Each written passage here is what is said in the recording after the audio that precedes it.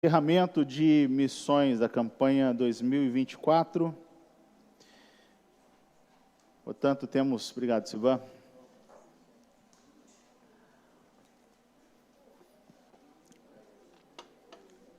Portanto, temos uma mensagem também a ser fixada no nosso coração, na nossa mente, acerca das nossas responsabilidades, não só num tempo restrito de uma agenda anual, seja daquilo que se apresenta como campanha de missões nacionais, missões estaduais, missões mundiais. Missões não é só isso, missões não está preso à agenda, a datas, mas o que a gente precisa buscar é, de fato, termos um coração missionário, um coração que é consciente da sua responsabilidade cristã de levar o Evangelho àqueles que não conhecem e os recursos que Deus tem nos dado, que podemos também compartilhar com outras pessoas que não têm e necessitam de recursos financeiros para poder realizar a missão, aquilo que nós não podemos fazer, e elas podem fazer porque estão diretamente envolvidas no campo missionário e precisam de suporte. E suporte é oração, suporte é também recurso financeiro. Tudo se move dessa forma e isso precisa ser compreendido por nós como responsabilidade nossa, que estamos dentro de uma outra realidade, né? Não estamos diretamente envolvidos no campo, mas estamos diretamente envolvidos com missões. Então, missões continua. Quero chamar então aí a sua atenção para o texto bíblico que se encontra em Êxodo, capítulo 3, a partir do verso 10 até o verso 14. Êxodo, é fácil achar, né, irmãos? Não é difícil não, né? Êxodo está tranquilo. Êxodo 3, 10 a 14. Toda atenção aqui, não deixe que nada tire a sua atenção. Vamos orar para que a palavra seja compartilhada com fidelidade e não tenhamos nenhuma intercorrência, né, naquilo que possa de alguma forma prejudicar aquilo que Deus deseja realizar nesta noite. Êxodo 3, 10 a 14. Diz assim a palavra do Senhor: Vá, pois, agora, eu o envio ao faraó para tirar do Egito o meu povo, os israelitas. Moisés, porém, respondeu a Deus: Quem sou eu para apresentar-me ao faraó e tirar os israelitas do Egito? Deus afirmou: Eu estarei com você. Esta é a prova de que sou eu quem o envia. Quando você tirar o povo do Egito, vocês prestarão culto a Deus neste monte. Moisés perguntou: Quando eu chegar diante dos israelitas e lhes disser, o Deus dos seus antepassados me enviou a vocês, e eles me perguntarem qual é o nome dele, que lhes direi? Disse Deus a Moisés: Eu sou o que sou. É isso que você dirá aos israelitas: Eu sou, me enviou a vocês. Amém? Amém, irmãos? Todos comigo aqui? Muito bem, meus queridos. Como eu falei, nós precisamos sempre pensar em missões, naquilo que é responsabilidade de cada crente, não só daqueles que são chamados missionários, daqueles que estudaram, que se prepararam para estarem, então, diretamente envolvidos no campo missionário, mas compreendendo que nós, como crentes, nós entramos dentro de um ambiente, dentro de uma realidade que automaticamente nos coloca como missionários. O pastor é missionário, você, crente, é missionário, o líder de jovens é missionário, precisa ser missionário, não é? Os líderes do Ministério de Missões são missionários, não só porque ocupam, né, esse cargo dentro do ministério, mas todo crente precisa ser.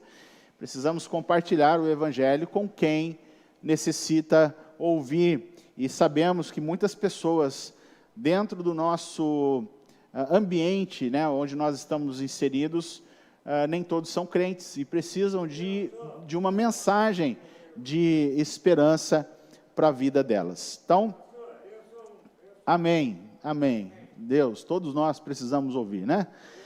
Meus irmãos, diz por aí, talvez você já tenha ouvido isso, que a razão do fracasso de muitas pessoas nas suas vidas pessoais, profissionais que seja, é porque nem todas terminam aquilo que um dia começaram. Eles dão início num projeto, vão até uma parte e não finalizam. E algumas pessoas questionam, né? Por que eu não dei certo? Por que minha vida não foi para frente? Começou algo e parou no meio do caminho. Algumas coisas aconteceram nesse meio tempo, não é? Começaram uma faculdade, por questões financeiras não conseguiu concluir, começaram um curso, não conseguiram concluir, ou fosse por questão financeira, ou fosse por interesse, começou assim, interessado em alguma coisa, chegou no meio do caminho, perdeu o interesse, ficou desmotivado. Então, nós, como seres humanos, temos que lutar com essas questões.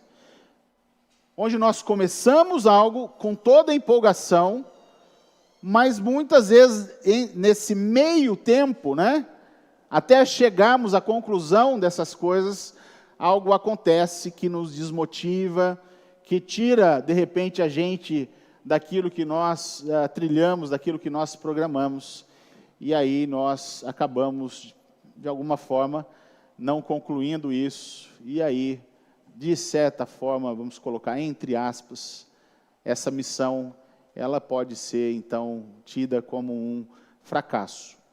Mas precisamos repensar sobre isso, porque quando nós tratamos dessas questões voltadas ao Evangelho, a nós como missionários, como aqueles que precisam levar a missão, essa mensagem de salvação a outras pessoas, nós não podemos nos enquadrar dentro dessa realidade que eu apresentei.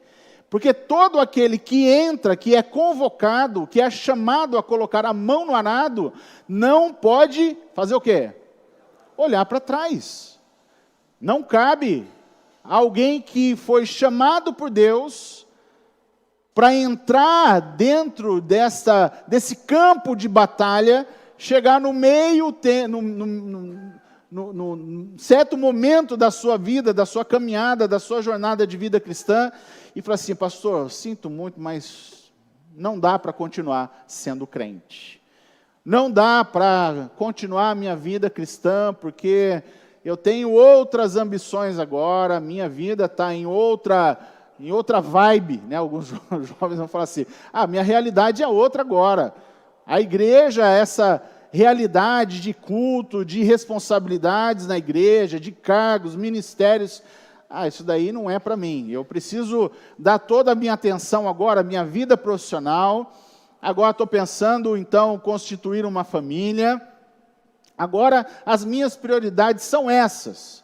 Então, não conte comigo para questões relacionadas à igreja, à fé, a Deus, né? Deus é importante, mas não pode ser colocado à frente como uma prioridade sobre a minha família, a minha vida profissional. Não, Deus é em primeiro lugar. A questão é saber se Deus ocupa ou não o primeiro lugar na sua vida. Sabendo que Deus ocupa o primeiro lugar na sua vida, na minha vida, necessariamente a obra do Senhor também está relacionada a isso.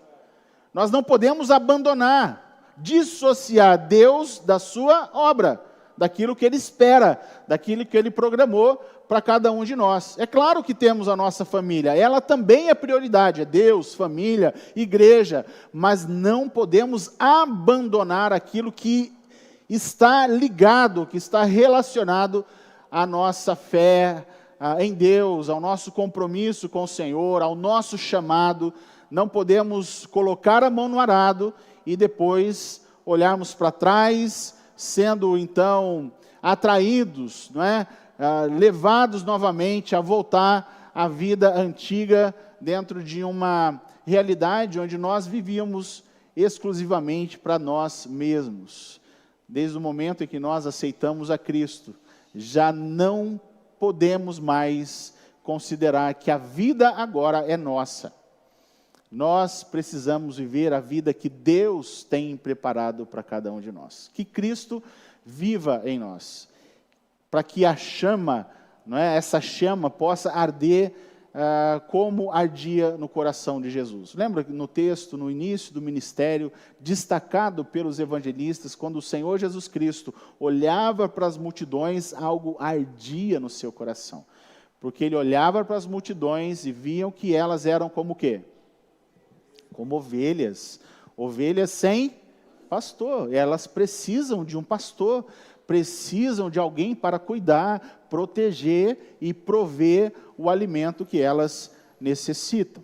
Portanto, compreender aí que nós precisamos completar a nossa missão, isso está relacionado a uma consciência cristã de que todos nós, sem exceção, somos missionários e precisamos de uma capacitação sobrenatural para a conclusão da missão. Porque nós vamos e não vamos na força do nosso braço. Realizar a missão, esperando que ela tenha sucesso, conclusão, ela não será concluída quando nós entendemos, quando a gente pensa que ela vai ser concluída pelo nosso próprio mérito, pelo nosso próprio esforço, pela nossa própria capacidade. Se Deus não for conosco, não adianta a gente ir. Já pensou sobre isso? Senhor, se o Senhor não for, eu não quero ir sem que o Senhor esteja. O Senhor necessariamente precisa estar conosco para que essa missão seja concluída. Tem uma frase que provavelmente você já deve ter ouvido, que é assim: Deus sem o homem continua sendo Deus. Agora, o homem sem Deus é nada. Deus sem a gente continua sendo quem Ele é. Nós, sem a pessoa de Deus, a ação de Deus, nós não somos absolutamente ninguém. Precisamos necessariamente da pessoa do Senhor para realizar a nossa missão. 1 Coríntios capítulo 1, verso 18 a 21,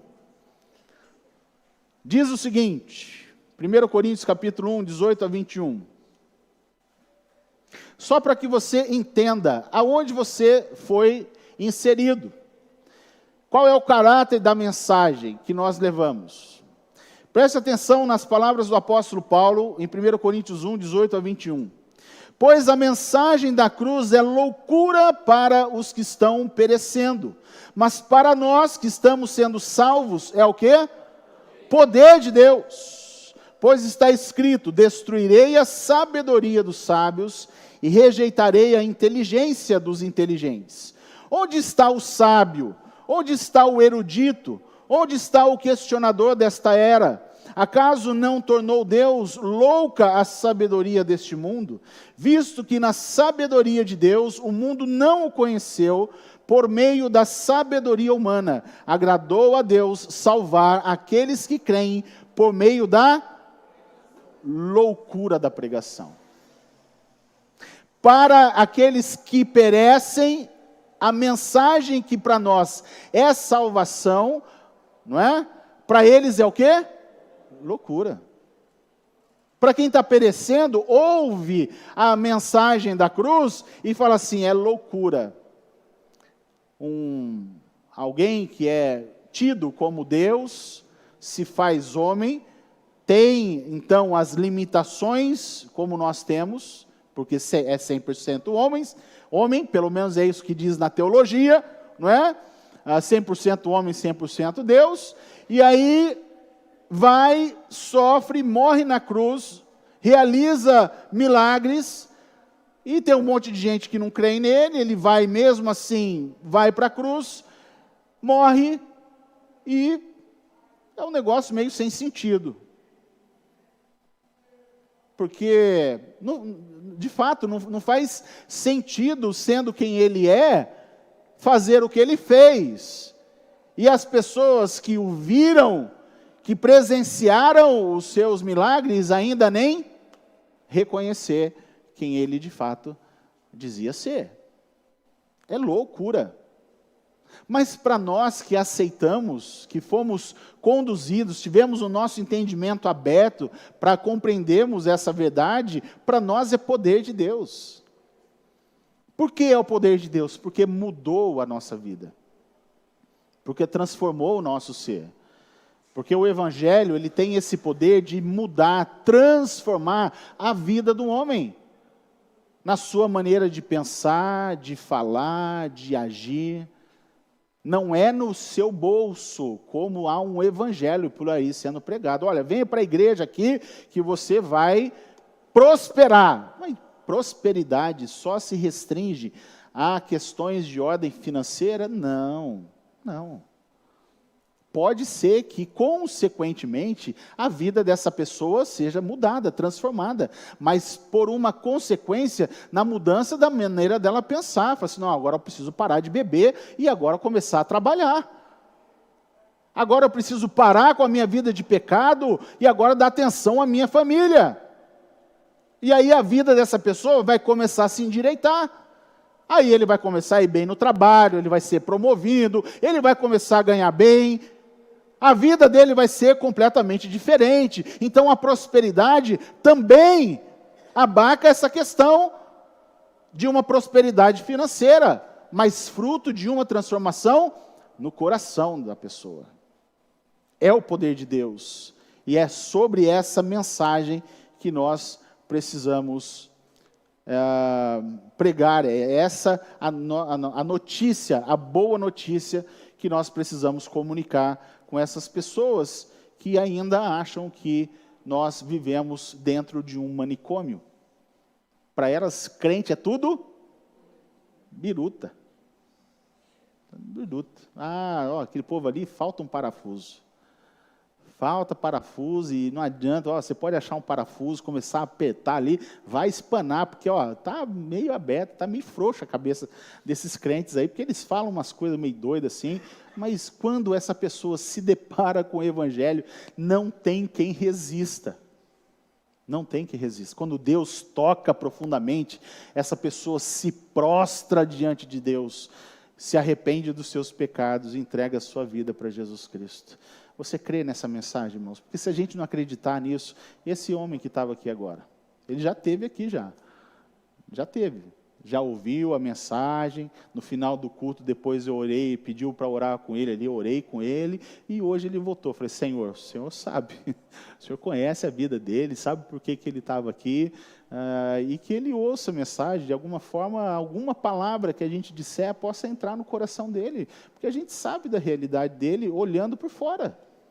Agora, se a gente não amar um camarada como esse, se a gente simplesmente expulsar, é claro que a gente precisa manter a ordem no culto, né? Porque senão nem a gente consegue pregar direito, mas se a gente não amar um camarada como esse, enquanto Ailton foi trazendo ele aqui para frente, para colocar ele na frente, me veio à mente lá o texto de Tiago, quando fala sobre a questão de acepção de pessoas. De repente ele chega, em algumas igrejas, talvez ele seria colocado lá no fundo. Senta aqui atrás para você não causar na hora do culto. Não, trouxe ele aqui para frente. E é assim que tem que ser. Falar, mensagem para ele. Falar, olha, é para você mesmo. E aí, vamos deixar Deus ser Deus e falar com ele da maneira que Deus quer falar. E ele precisa ouvir. E a gente precisa só falar de Cristo. Seja para quem for, seja para uma pessoa dentro da realidade dele, ou seja para um doutor, um médico, uma autoridade parlamentar, que seja, nós precisamos tratar as pessoas da mesma forma, porque são pessoas carentes do Evangelho e da mensagem da cruz. O nosso texto agora, já caminhando para o nosso texto base, é o texto que está inserido aí dentro do chamado de Moisés. Começa essa questão de chamado já há muito tempo, já há muitos e muitos anos, o Senhor já vem chamando pessoas, capacitando pessoas, servos dele, para poder cumprir uma missão de levar a mensagem àqueles que estavam completamente fora dos padrões que Deus estabelecia, as outras nações. Não é à toa que Deus selecionou, separou, elegeu Israel para ser uma nação referencial. Claro que Deus teve uma missão, né, complicada, não que para Deus seja algo complicado, mas difícil no sentido de que o povo de Israel era um povo rebelde, de coração endurecido. Mas Deus elegeu eles, separou o povo de Israel para que pudessem compartilhar a mensagem do reino para as outras nações, sendo exemplo. E aí então Deus separa Moisés para ser esse representante dele diante do faraó, levando a mensagem que nós precisamos levar para todos aqueles que se encontram em um determinado tipo de cativeiro. Fato é, pessoas que não conhecem a Deus vivem num cativeiro. É o cativeiro das drogas, é o cativeiro da prostituição, é o cativeiro de algum outro tipo de vício, de uma vida voltada só para si próprio, cativeiro do pecado. E nós temos que levar a mensagem que liberta para essas pessoas. Então, quando Deus chama Moisés, o chamado de Moisés é justamente esse perfeito exemplo de que, de fato, quando o homem olha para si, ele começa a ver defeitos, limitações, e Deus chama essas pessoas e ele fala assim, Deus, não posso ir, porque eu sou isso, eu não tenho isso, não tenho aquilo, não sou tão capacitado como fulano de tal. No final das contas, chama outro e não me chama. Deus chama essas pessoas para a sua missão, para a sua obra, e eles começam então a dar várias desculpas para não cumprir o seu chamado, o seu ministério. Como eu disse, irmãos, nós precisamos compreender que nós somos uma nação separada, uma nação escolhida.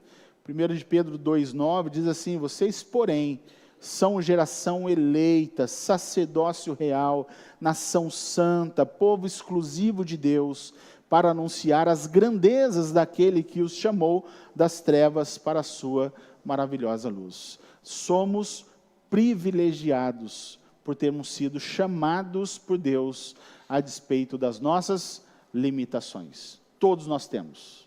Ou será que você não tem? Quem aqui não tem nenhuma limitação? Quem aqui é perfeito? Ninguém. Todos temos. Se fosse olhar para limitações físicas, limitações intelectuais, temos. Nem todos nós estamos no mesmo nível de inteligência, de capacidade, de facilidade para falar, para interpretar as coisas. Nossa, né, o que para algumas pessoas, né? Está aqui, né, o Sérgio, né, a família, membro da Igreja Batista Central, o pastor Gerson. Meu Deus, aquele homem é uma enciclopédia, ele não para, continua, no alto da sua idade, continua a entender que ele ainda não sabe tudo. Mas se você conversar com ele, conhecendo a ele como você conhece, você fala assim, meu Deus, eu estou longe, estou distante de conhecer aquilo que ele conhece. Não é? Mas é um homem extremamente humilde no alto da sua sabedoria, do seu conhecimento. Mas o texto diz que nós somos um povo privilegiado. Somos o quê? Geração eleita, sacerdócio real, nação santa, povo exclusivo. Deus nos deu uma missão que outras pessoas não têm. Não foram chamados para isso, mas eu e você fomos. Deus queira que você tenha sido chamado. E se você ainda acha que não foi chamado por Deus, que hoje você possa entender que Deus está fazendo para você um chamado para ser também essa geração eleita, fazer parte dessa realidade. Amém?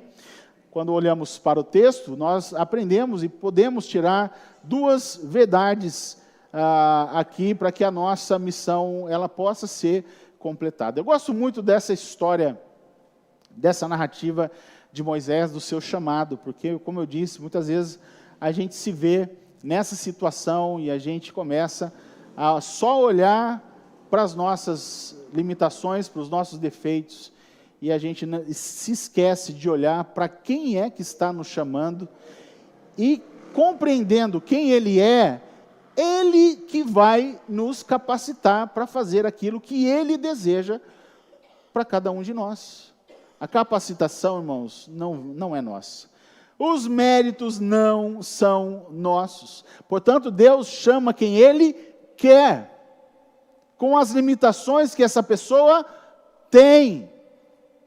Não importa, Deus não leva em conta as fraquezas, as limitações, as deficiências de ninguém. Ele usa quem Ele quer. Alguns vão falar assim, pastor, se Deus falou com uma mula, né, usou uma mula para falar com Balaão, como é que Deus não vai nos usar? E é verdade, Deus usa quem Ele quer, quando Ele deseja transmitir as suas verdades. A primeira lição que eu aprendo para que a nossa missão, ela, portanto, seja completada, é que nós devemos reconhecer, sim, as nossas fraquezas e limitações, porém sem usá-las como desculpas para não nos envolvermos no projeto missionário de Deus.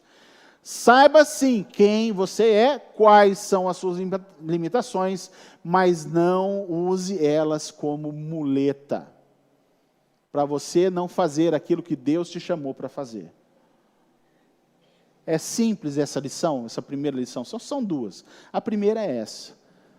Reconheça, sim, as suas limitações, as suas falhas, né, que você não é perfeito, mas deixa de lado, né, toda a questão que envolve usar isso como desculpa para não fazer o que Deus te chamou para fazer. E a pergunta que eu faço aqui, inicial, é o que você acha que lhe impede de você se envolver mais na obra de Deus e complete a missão de maneira satisfatória. Olha para a sua vida, você que tem convicção de que você foi chamado por Deus, Deus te deu aí toda a indicação, para que aí então você possa conversar com o Senhor e você ser claro diante dele. Fala, Senhor, é isso que está me impedindo de me envolver mais na obra do Senhor. Porque Deus sabe, queridos, Deus sabe. Mas eu quero fazer essa pergunta para você. Diante de tantas necessidades que nós temos como igreja, por que você ainda não se envolveu completamente como você poderia? Por que você deixa que toda a responsabilidade, todas essas coisas que a igreja realiza, por que você deixa isso nas costas de alguns e você não divide essa responsabilidade com essas pessoas? Irmãos, nós alcançamos um alvo grande. Um alvo grande. A questão é, nós poderíamos ter alcançado mais se mais pessoas tivessem se envolvido. É verdade ou não é? É verdade ou não é, irmãos? É verdade, é isso aí, é verdade. Muito mais. A questão é que muitos não desejam se envolver na obra do Senhor. Se tem alguém que faz, não precisa eu fazer. É cômodo, né? A questão é saber como que de fato a gente pode se alegrar de uma forma genuína. Nossa, alcançou o alvo. A questão é, como que eu participei disso? Como que eu participei? Como que eu me envolvi? Tem o meu dedo nessa participação como povo do Senhor, como membro da igreja, como participante dessa comunidade? Eu me envolvi ou não? Ou só vi, né, as coisas acontecerem, pessoas trabalhando, se envolvendo, suando, indo dormir tarde da noite, preocupados com as coisas que tem que fazer, ou eu fui lá, olha, o que precisa ser feito para poder a gente alcançar, o que eu posso ajudar? Poucos, de fato, fazem isso. Então, essa primeira verdade que nós precisamos compreender, entender, envolve aí a questão de saber que nós somos, sim, limitados, mas que não há desculpas que sejam aceitáveis diante de um Deus que é o Deus que nos capacita para a obra que Ele tem para cada um de nós. Ou seja, Deus quer nos usar, usa a instrumentalidade das nossas vidas, dons, talentos, disposição, mas muitas vezes a gente não se dispõe, como foi com Isaías. Diante de uma necessidade, ele respondeu o quê? Eis-me aqui. A quem enviarei? Não é? Ó, Senhor, está aqui, eu ouvi o teu chamado. Então, eis aqui a minha vida, eis aqui os meus dons, talentos, e aí vale a pena a gente destacar como nós temos pessoas talentosas na nossa igreja, como tem pessoas habilidosas com as mãos para fazer trabalhos artesanais, fazer coisas de comer, os doces, não é? O cajuzinho, bendito cajuzinho que a gente adora, as cocadas da Denise, os pratos que se faz, os doces que a irmã Tereza também fez, talentos, dons que precisam ser colocados à disposição do Senhor. Mas muitos de nós cruzamos os braços, não dispomos as nossas vidas para servir de fato ao Senhor. Deus, Ele é onipotente, mas a gente não consegue depender da ação de Deus para realizar a sua obra. Moisés dá algumas desculpas. A primeira desculpa se encontra no capítulo 3, verso 11, quando ele diz assim: quem sou eu para realizar essa missão? Não é? O texto diz assim: Moisés, porém, respondeu a Deus: quem sou eu para apresentar-me ao faraó e tirar os israelitas do Egito? Eu não sou ninguém. É uma obra tão grandiosa, mas eu não sou ninguém para me apresentar diante de um imperador, diante de um faraó, diante de uma nação poderosa que subjugou o nosso povo mais de 400 anos. Então, eu não sou absolutamente ninguém. Então, nós temos esse defeito. Acharmos que diante de uma grandiosa obra, nós não temos capacidade para realizar. É verdade ou não é? Que a gente, quando se depara com uma grandiosa obra, a gente fala assim: isso aí, olha, não tem jeito. Como é que a gente vai alcançar esse alvo? Como é que vamos fazer isso? Nossa igreja é assim. Na nossa região, nós temos igrejas com muito mais potencial. De repente, é para eles realizarem isso, não a nossa aqui. Nós estamos escondidos, nós estamos num bairro afastado do centro da cidade, de grandes potências de igrejas, com muito maior poder aquisitivo. Como é que a nossa igreja vai alcançar esse alvo? Como é que, na verdade, se estabelece um alvo tão grande como esse, para uma igreja que é uma igreja que tem as suas limitações? Se você for ver, a maioria das pessoas da nossa igreja, se você for ver, muitas são aposentadas. É verdade ou não é? E como que a gente estabelece um alvo como esse? Como é que a gente ultrapassa o alvo grandioso que a gente tem estabelecido? Já parou para pensar sobre isso? Sabe quantos anos tinha Moisés quando ele estava no Egito? 40 anos de idade. Quando aí então ele matou o egípcio, fugiu então ali para a região de Midian, e lá sabe quantos anos ele ficou? 40 anos. Quando Moisés foi chamado por Deus, ali através da sarça ardente, qual era a idade de Moisés então? Por volta de 80 anos. Como é que um Deus chama alguém de 80 anos de idade para realizar uma missão como essa? Qual que é a sua idade? Quantos aqui tem mais de 80 anos ou 80 anos? Levante sua mão. Aqui, Paulo. Tem gente que não quer revelar a sua idade. Tem alguns quase chegando lá, quem sabe. Não é? Tem algumas pessoas que falam assim: pastor, olha, eu já dei o que tinha para dar. O que precisava realizar na obra do Senhor, já fiz a minha parte, agora não dá mais. Meu querido, pode parar com isso. Ainda se espremer, sai o quê? Um caldo ainda. Dá ainda para você servir ao Senhor de acordo, claro, com a sua realidade. Se Deus te deu a fala, se Deus não te deu ainda, se você não está no pleno vigor das suas forças, o Senhor vai usar você de acordo com as suas limitações. Mas não deixe de se colocar nas mãos do Senhor para realizar a obra para a qual Ele te chamou. Segunda desculpa, ele diz assim, o que eu vou dizer? No verso 13, capítulo 3, verso 13, Moisés perguntou, quando eu chegar diante dos israelitas e lhes disser, o Deus dos seus antepassados me enviou a vocês, e eles me perguntarem, qual é o nome dele? O que eu lhes direi? Percebem que as desculpas vão sendo dadas, né? Mais desculpa ainda, mais desculpa. E o conteúdo do discurso aqui é também uma grande desculpa para que não seja, então, usado por Deus para completar a missão.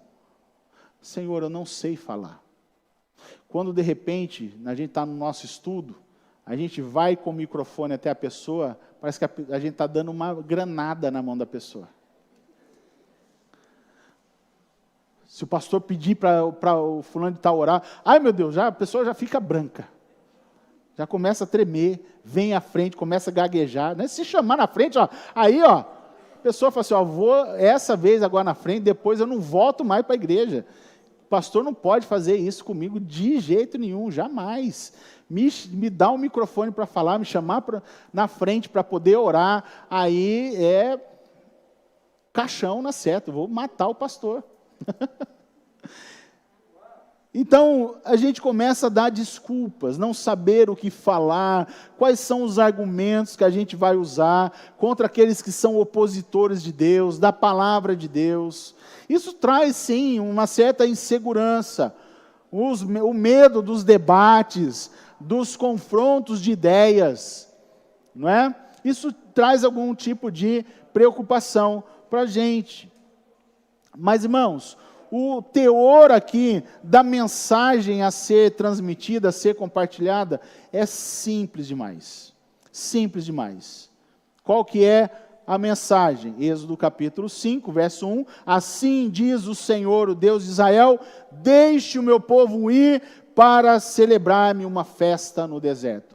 Faraó, meu povo, o povo de Deus, o Deus de ontem, de hoje e de sempre, o alfa, o ômega, Ele quer que este povo que está sendo oprimido por vocês, seja liberto. Liberta o povo, para que esse povo preste adoração ao único e verdadeiro Deus. É isso, liberdade para adorar.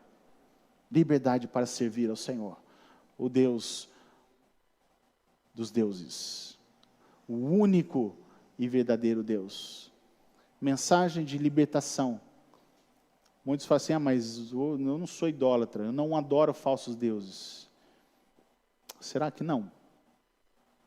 Será que não?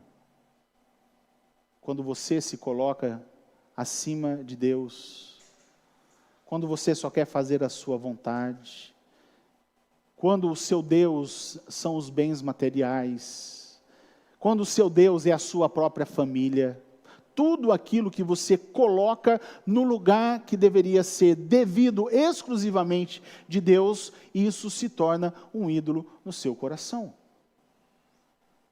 Você se torna, assim, um idólatra. O que é que eu vou dizer para essa pessoa que precisa ouvir? Que ela precisa abandonar a sua vida de pecado. Assim, olha, você precisa ser liberto. Jesus Cristo é quem pode libertar você. E conhecereis a verdade, e a verdade vos libertará. É isso. Mensagem é simples. As desculpas continuam.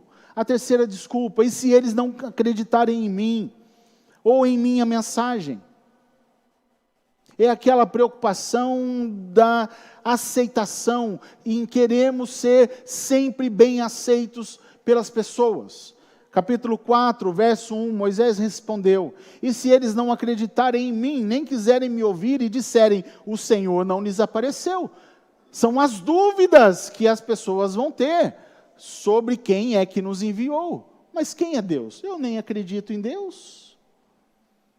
Deus nunca apareceu para mim. Por que apareceu para você e não apareceu para mim? Por que Deus fala com você e não falou comigo? São questionamentos. É preciso a gente entender para completar a nossa missão, nós precisamos entender que o resultado final não cabe a cada um de nós. Não necessariamente os resultados vão ser os resultados que a gente gostaria de ter.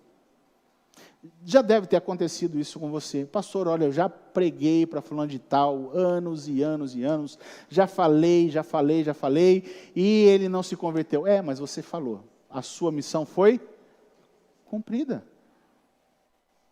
Fale, não se preocupe com os resultados. Se a pessoa não der ouvidos a você, ela foi conscientizada do juízo de Deus sobre a incredulidade. Salvação para quem crê em Jesus Cristo, condenação para aqueles que rejeitam a Jesus Cristo. O sucesso da nossa missão, irmãos, não está no número de pessoas que vão se submeter ao nosso discurso. Deus não está preocupado com isso. O Senhor só se preocupa com a nossa fidelidade e a nossa obediência ao nosso chamado. Quando Ele fala, vai falar para fulano de tal, como foi compartilhado com a Carol aqui, né? Volta e fala para ele que essa é a última chance dele. Se ele não aproveitar essa última oportunidade, ele vai morrer. Fala isso. Só fala. A pessoa vai dar ouvidos a você? Não sei. Ela vai valorizar o que você falou com ela? Não sei. Ela vai xingar você? Não sei. Ela vai desprezar você? Não sei. Não sei. Caso ninguém dê créditos a nós, irmãos, a nossa mensagem, cumprimos então a nossa missão de torná-las cientes e indesculpáveis diante de Deus. A missão foi completada. Foi completada. Quando ela recebe a mensagem, ou ela recebe e tem uma reação positiva, no sentido de entender que aquela mensagem é a mensagem de Deus para ela como única e última oportunidade para a vida dela, ou ela simplesmente fala assim, olha, vão ter outras oportunidades. Agora não é o momento de aceitar Jesus. Deixa quando eu tiver 80, 84, deixa eu estar numa cama, num leito de hospital, para que aí então eu aceite Jesus Cristo como meu Senhor e Salvador. A outra questão que Moisés coloca, ele vai dizer assim, olha, eu não sou eloquente. No capítulo 4, ele diz o seguinte, disse, porém, Moisés ao Senhor, ó Senhor, nunca tive facilidade para falar, nem no passado, nem agora, que falaste ao teu servo, não consigo falar bem. Será que todos nós somos perfeitos no discurso? Temos uma boa oratória? Irmãos, se fosse esse o critério para poder ser um missionário, né, alguém para poder compartilhar o Evangelho, irmãos, eu estava longe disso. Longe disso. Muitos de nós não temos tanta habilidade. Somos fracos no falar, no expressar um conceito. Às vezes eu fico, aqui fica quase saindo fumaça, irmãos. Só dá para perceber na live. Aí a fumacinha saía assim, ó, no ouvido. São os neurônios. São as dificuldades, as nossas limitações que a gente tem. Mas isso não pode ser colocado diante de Deus para dizer, olha, Senhor, eu tenho dificuldade para falar, de colocar o meu raciocínio, as ideias, é muita coisa que passa na minha cabeça, às vezes eu não consigo juntar as coisas para poder apresentar para a pessoa uma ideia, uma sentença, uma verdade completa. Eu não consigo apresentar direito o plano de salvação, tenho dificuldades de leitura, de interpretar o texto. Pastor, olha, eu sou muito limitado. Não sei falar direito, não sei ler direito. E aí a gente começa a colocar essas coisas como empecilhos. Deus não está preocupado com isso. Deus não chamou os eruditos, como a gente leu. Onde está o erudito? Cadê o que fala bem? Esse mundo que valoriza a sabedoria, não é? Para nós, essa sabedoria é cruz, é loucura. Nós rejeitamos a sabedoria humana e nós valorizamos a sabedoria de Deus, que é para o mundo loucura, mas é o poder de transformação da nossa vida. É quando a gente compartilha com essas pessoas testemunho de vida. Não é teologia, como muitos entendem. Não é apresentar toda a grade teológica, não, nada disso. É falar sobre o poder de Deus na sua vida. O que Deus fez em você? Fala para a pessoa. Como foi que você aceitou Jesus? Fala para a pessoa. Quem era você antes de Jesus? Compartilha a sua história e diz como que o poder de Deus se manifestou na sua vida, transformando completamente a sua vida. Outra desculpa. E essa aqui parece que é a derradeira. Quando ele diz assim, olha, será que não pode enviar outra pessoa? Não tem alguém melhor do que eu? Capítulo 4, verso 13, diz assim, respondeu-lhe, porém, Moisés, Senhor, peço-te que te envies outra pessoa. Transferência de responsabilidade. Deus deu para você, você olha para as suas limitações e fala assim, olha, eu acho que tem pessoas melhores do que eu. Eclesiastes 9:10 diz assim, o que as suas mãos tiverem que fazer, que o façam com toda a sua força, pois na sepultura para onde você vai, não há atividade, nem planejamento, não há conhecimento e nem sabedoria. Foi dada uma missão a você, cumpra ela. Realize ela com toda a sua força. Faça o seu melhor. Dependa da capacidade de Deus para realizar essa missão. A segunda lição que nós aprendemos é que nós devemos reconhecer que a presença de Deus ao nosso lado é a garantia do cumprimento e do sucesso da nossa missão. No verso 12, voltando ao nosso texto base, diz assim, já estamos encerrando, irmãos. Eu estarei com você. Esta é a prova de que sou eu quem o envia. Quando você tirar o povo do Egito, vocês prestarão culto a Deus neste monte. Qual que é a garantia do sucesso da missão? Qual que é? Presença de Deus. A capacitação advinda das mãos de Deus. Deus que chama, não abandona aquele que Ele chamou. É simples assim. É simples de entender o texto. Quando Deus está chamando ele, Deus nunca falou para ele que ele iria realizar a missão sozinho. Mas ele diz, ele reforça. No capítulo 3, verso 12, ele diz, eu estarei com você. No capítulo 3, 14 e 15, ele diz assim, eu direi a você o que você deve falar. No capítulo 4, versos 2 a 9, ele diz assim, eles crerão em você através dos sinais que farei por meio de você. E por último, no capítulo 4, verso 12, ele diz assim, eu estarei com você, ensinando o que deve dizer, ou seja, eu o guiarei em tudo o que fizer. Deus não nos abandona.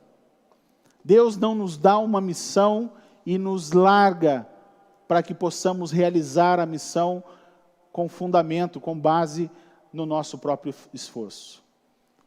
Se fosse assim, a missão não teria sucesso, porque acabaríamos no meio.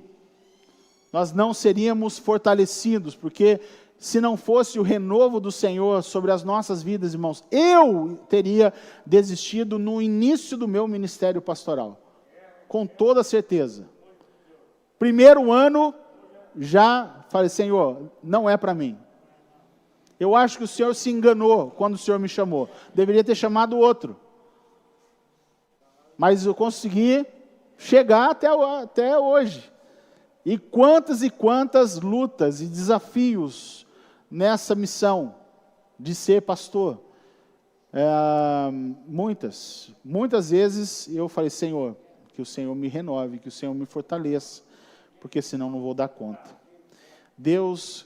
O Deus que nos chamou, é o Deus que nos sustenta, é o Deus que nos capacita, é o Deus que renova as nossas forças. Continue a sua missão, não volte para trás, não olhe para trás, não ache que você não tem condições de fazer, desde que você de fato dependa do Senhor. Saiba que é o Senhor que vai à frente, batalhando as batalhas por você. Não é na sua força, não é na sua capacidade, mas é no poder do Senhor. Amém? Senhor, nós te louvamos, te agradecemos por ter nos chamado para uma missão tão excelente, da qual nós não somos dignos, mas mesmo assim o Senhor nos chamou. O que tranquiliza, o que acalma o nosso coração, é sabermos, ó Deus, que o Senhor está conosco, não nos deixa, não nos abandona, porque o Senhor é Deus Emanuel, é Deus conosco, é o Deus que nos capacita, é o Deus que fala por nós, é a nossa boca, tem sido a nossa fala, a nossa mensagem. Louvado seja o teu nome, por ter nos escolhido, ó Pai, para uma missão tão grandiosa, tão excelente. E que o Senhor continue a usar a nossa igreja como instrumento de proclamação das verdades da tua palavra, do teu reino. Mensagem que salva, que liberta e transforma. Em nome de Jesus que oramos. Amém.